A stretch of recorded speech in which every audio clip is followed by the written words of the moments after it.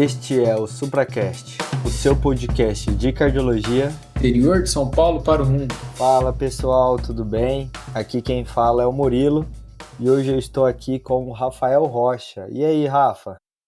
Fala, Murilão, tudo bem? Como vocês estão, pessoal? Prazer estar aqui com vocês para conversar um pouquinho mais sobre cardiologia mais uma vez. Então, Rafa, hoje a gente vai abordar um tema um pouco mais raro, né? Aqui no nosso dia a dia, que é a doença de Fabry. Hoje é para aqueles supracasters que gostam de doenças raras, né, Murilo? Exatamente. Mas que vira e mexe ela surge no nosso ambulatório, né, Rafa? Devido às suas manifestações clínicas serem mais comuns do que a doença, vira e mexe a gente está citando aí como uma possibilidade diagnóstica, mesmo que de fato o diagnóstico é mais raro, né? Ela é um importante diagnóstico diferencial, principalmente quando a gente pensa naquelas cardiomiopatia restritivas, né? Muitas vezes a hipertrófica, a amiloidose, né? E é um diagnóstico diferencial importante. Entretanto, a gente não costuma ver com frequência, né? É muito raro, na verdade, a prevalência na população, né? Bora pro episódio então, Rafa? Bora, vamos lá, Murilão.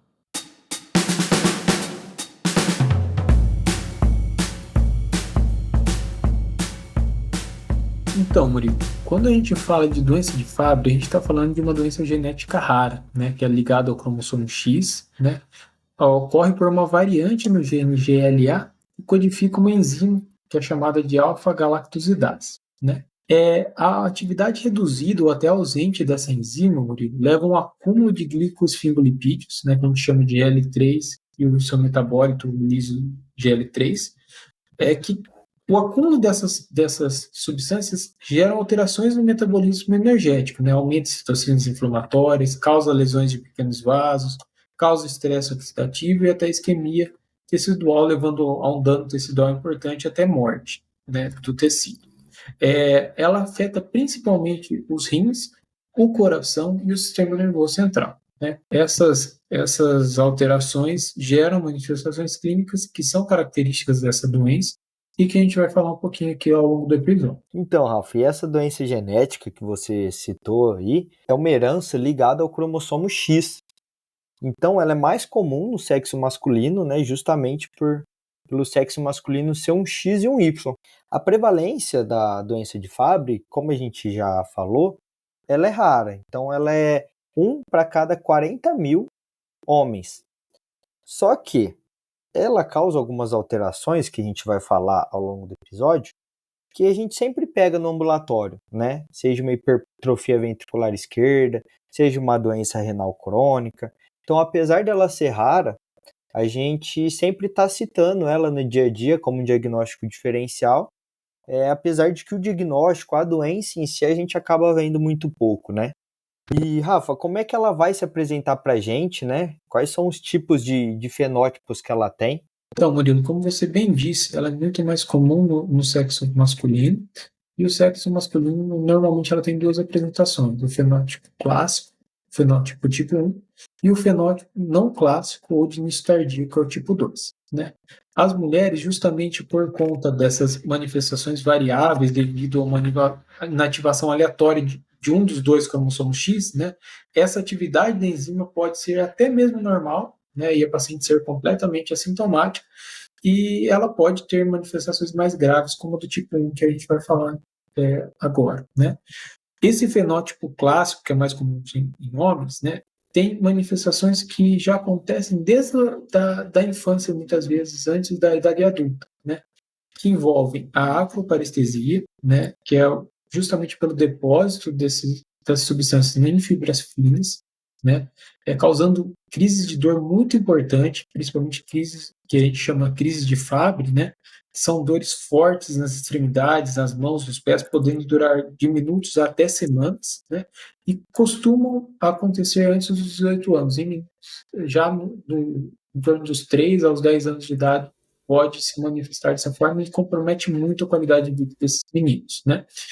Pode se apresentar com sintomas dos traços gastrointestinais, com presença de vômitos, dor abdominal, diarreia também após a alimentação, manifestações cutâneas, que são aqui os angioqueratomas, né, que são pápulas vermelhas escuras, meio arroxeadas, que são agrupadas e não pruriginosas na região entre o umbigo e os joelhos, né? Uma outra característica importante é a hipoidrose ou anidrose, que é a intolerância a mudanças de temperatura, que tem essa diminuição ali da capacidade de suar, né, da sudorese, causando intolerância a mudanças de temperatura, né? Pode acontecer de ter hipoacusia também, uma diminuição da audição, alterações na córnea, uma alteração que o oftalmo consegue ver na lâmpada de fenda, que a gente chama de córnea verticillata, e até mesmo algo que é curioso, que são crises febris que são desencadeadas por mudanças de temperatura, né? Ou até mesmo quando o paciente faz um exercício físico um pouco mais intenso, ou até mesmo estresse emocional. Então, o paciente faz o exercício físico e começa a apresentar elevação ali da temperatura corporal. É algo característico, é algo que faz parte desse fenótipo típico da doença de Fabry. Normalmente, lá para a quarta década de vida, esses pacientes começam a ter um risco aumentado de eventos cardiovasculares, como AVC, né, também doença renal crônica e as alterações estruturais do coração e insuficiência cardíaca, né, como a hipertrofia ventricular.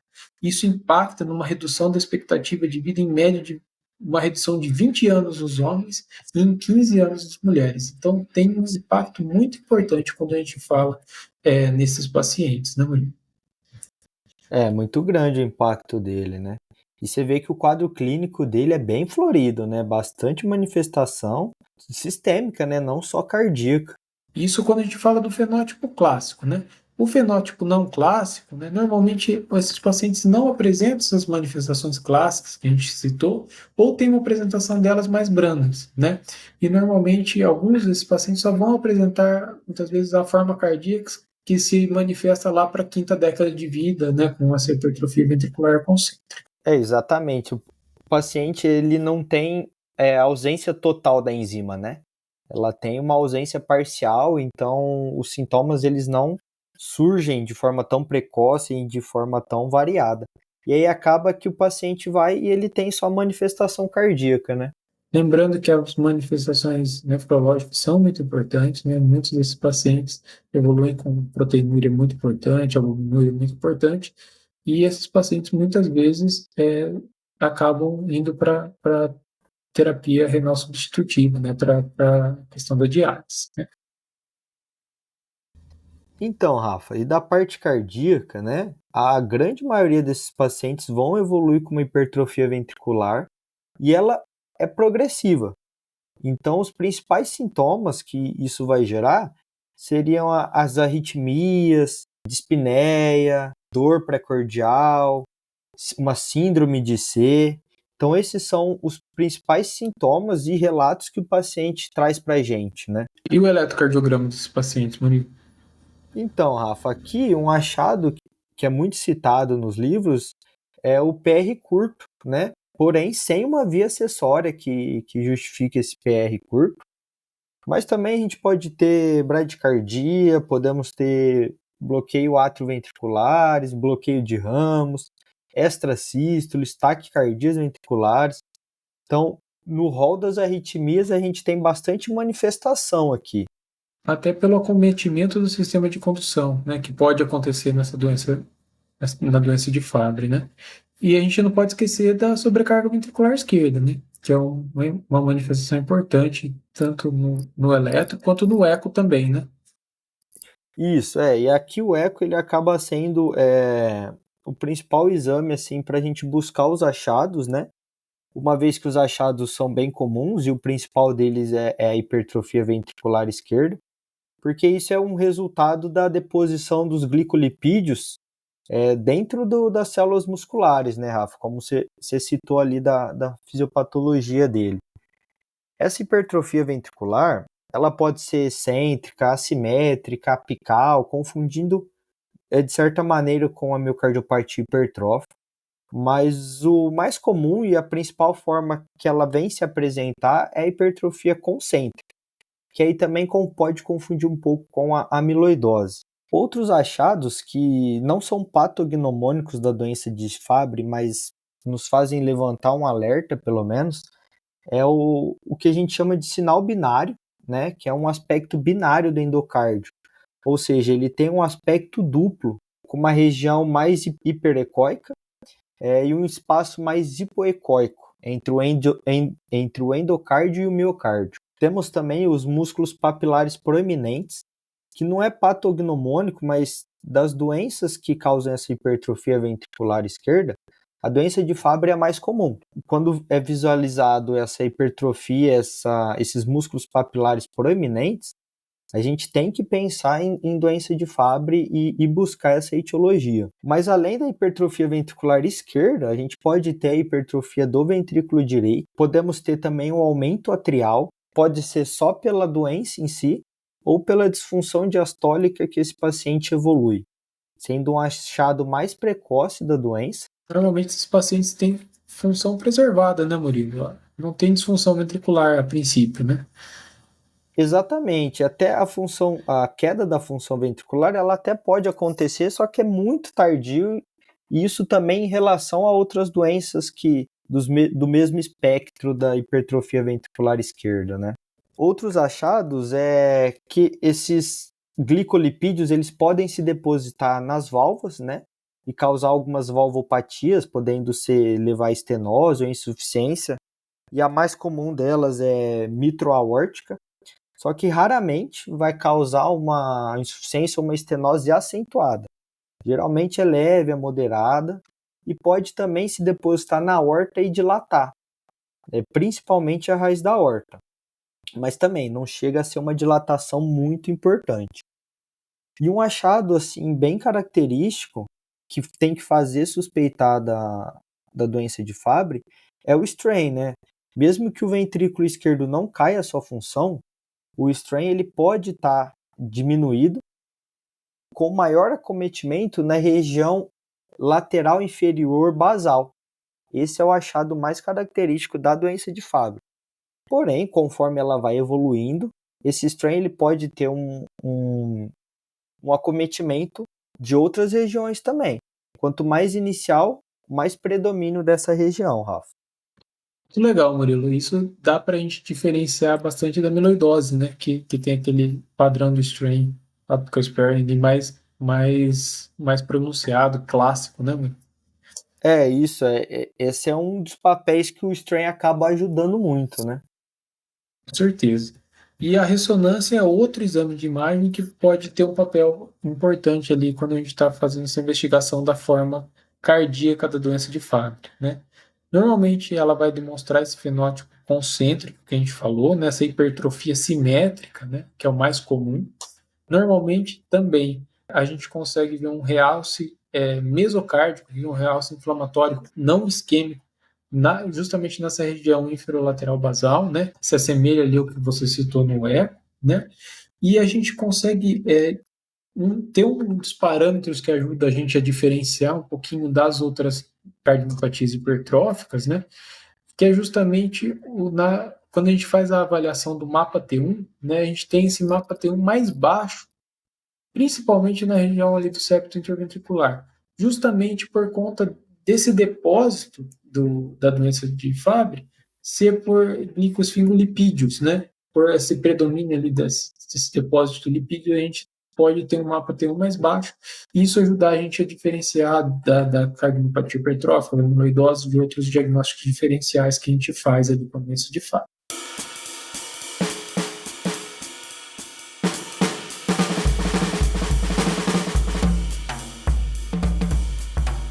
Quando a gente fala da doença de Fabry, é importante então, a gente pensar em como fazer o diagnóstico, né? E o diagnóstico muitas vezes é desafiador justamente por a gente não ter esse contato tão frequente por se tratar de uma doença rara, né? A gente tem que ter em mente um esquema, né, que está no consenso brasileiro de doença de Fabry, né, que para homens a gente tem que pesquisar a presença de variante genética, essa análise genética é fundamental tanto para homens quanto para mulheres, mas os homens a gente tem que associar isso a uma atividade plasmática da alfa-gal, dessa enzima, né? Normalmente nos homens a gente tem uma atividade menor que 5%, principalmente naqueles fenótipos típicos, né? As mulheres, a gente não tem essa necessidade de ver a atividade da alfa-gal, justamente porque nas mulheres a gente pode até ter uma atividade normal, isso não afastar o diagnóstico. Mas é importante a gente fazer essa avaliação da variante genética nos dois casos. Tanto nos homens quanto nas mulheres, tendo esses dois pontos, a gente tem que associar isso com outros 4 tópicos que é importante a gente pensar. A clínica, né? Então o paciente tem a presença de um ou mais desses fatores que a gente tinha citado, essas dores neuropáticas, alterações na córnea, alterações cutâneas. Segundo ponto é uma análise bioquímica, né, que é medir justamente a quantidade desse GL3, né, desse metabólito que sobra em excesso quando a gente tem uma atividade reduzida dessa enzima.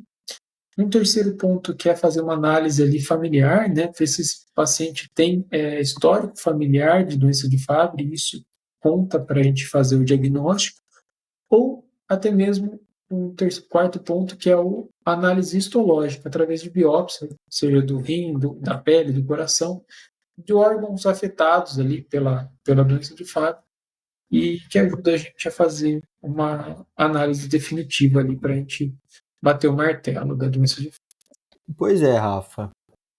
E uma vez feito o diagnóstico, né, a gente tem que buscar o tratamento. O tratamento, antigamente, ele era quase que paliativo, né? A gente não tinha muita terapia, como era uma doença que ia se depositando esses glicolipídios, não tinha muito o que ser feito, a não ser tratamento de suporte, de acordo com os sintomas, né?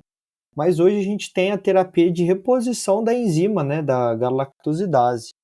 A gente tem 2 opções, alfa e beta, que são endovenosas, né? Isso, quando feito, né, de forma precoce, ela pode interromper ou retardar a progressão da doença e reduzir a carga de eventos que o paciente vai ter ao longo da vida. Então, isso ajuda muito no tratamento, só que quando ela está muito avançada, acaba que o benefício dela acaba sendo menor, porque muitos dos depósitos já foram feitos, apesar de ter um certo benefício, ela está mais indicada logo no diagnóstico, principalmente naqueles casos mais sintomáticos, com acometimentos de órgão-alvo, justamente por interromper ou retardar a progressão da doença. E depois feito do diagnóstico e o tratamento, a gente tem que acompanhar esses pacientes, né, Rafa? Como a gente falou, essa doença vai se depositando, então a gente vai acompanhar, principalmente aqui, mais especificamente falando da parte cardíaca, né? Então sempre com um acompanhamento com eletro e Holter para detectar essas arritmias que a gente citou. O eco e ressonância ali a gente seria justamente para avaliar se essa doença não está progredindo, se ela está respondendo à terapia de reposição enzimática, ou se a fibrose está ali aumentando e quais terapias que a gente, da parte cardíaca, que a gente pode instituir para esse paciente. Boa, Murilão. Acho que esses são os principais pontos que a gente queria abordar aqui no episódio, né? Falar um pouquinho sobre as apresentações clínicas, sobre os desafios ali no diagnóstico e ressaltar a importância desse segmento, né? Bora pro bate-bola? Bora!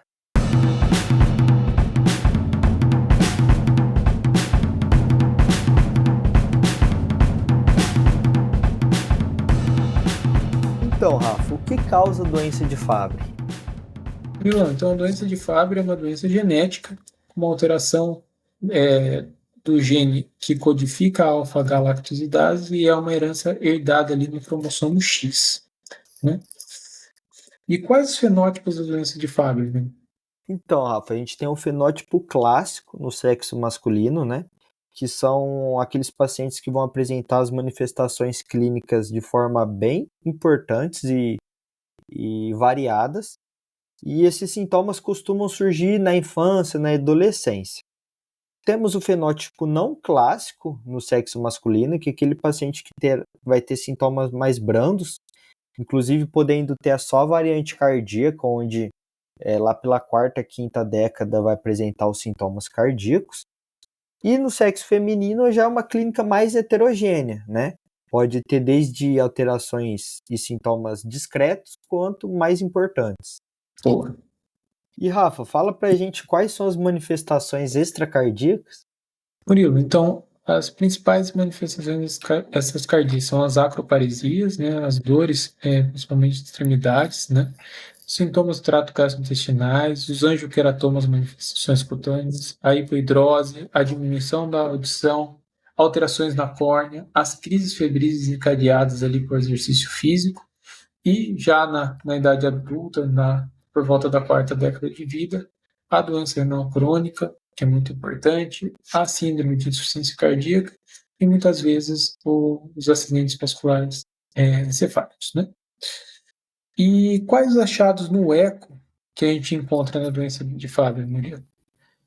Então, o principal achado é a hipertrofia ventricular esquerda, e o mais comum é que ela seja concêntrica. Tem os músculos papilares mais proeminentes, tem o strain que ele vai ter o maior acometimento na região lateral inferior basal, e também temos, esses são os principais, mas também pode ter hipertrofia de câmaras direitas, aumento atrial, valvopatias leve a moderadas, dilatação da raiz da aorta e a disfunção diastólica. Boa, muito legal, Murilo. Eu acho que deu para a gente conversar um pouquinho. É uma doença rara, uma doença que a gente não vê sempre, né? Como a gente já falou várias vezes aqui no episódio, mas é um importante diagnóstico diferencial que a gente tem que ficar atento, né? Principalmente quando o paciente tem essas manifestações grandes, às vezes durante a infância, e começa a apresentar hipertrofia ventricular esquerda na quinta década de vida, né? Exatamente, Rafa. Às vezes a gente pega aquele paciente que tem uma hipertrofia, uma sobrecarga ventricular esquerda, mas assim, sem nenhum antecedente, sem nenhum fator de risco. E aí, Fabry acaba sendo uma hipótese que a gente tem que sempre pensar, né? Com certeza. E aí, Rafa, você quer mandar o seu abraço do dia aí para alguém? Opa, Murilão, eu vou mandar um abraço para 2 amigos meus de Piracicaba, que acompanham a gente no Supracast, que tem sempre dado uma força enorme, 2 excelentes cardiologistas, Dr. Humberto Passos e Dr. Pedro Xavier, inclusive inauguraram uma clínica recente lá na cidade, muito bonita, um espaço muito legal. Eu quero deixar o meu abraço aí para os dois, que acompanham bastante a gente e dão força para a gente. Bom, um abraço aí então para o Dr. Humberto, Dr. Pedro. Bom, é isso então, pessoal. Queria também agradecer a todo mundo aí que está sempre interagindo com a gente no Instagram, mandando o seu Supra, né? O Instagram é Supracast Cardiologia. E acompanha a gente aí nas plataformas e dê 5 estrelas no Spotify, e ajuda muito a gente aí. É isso aí, pessoal. Então, um abraço e até a próxima. Falou, pessoal. Tchau, tchau. Valeu.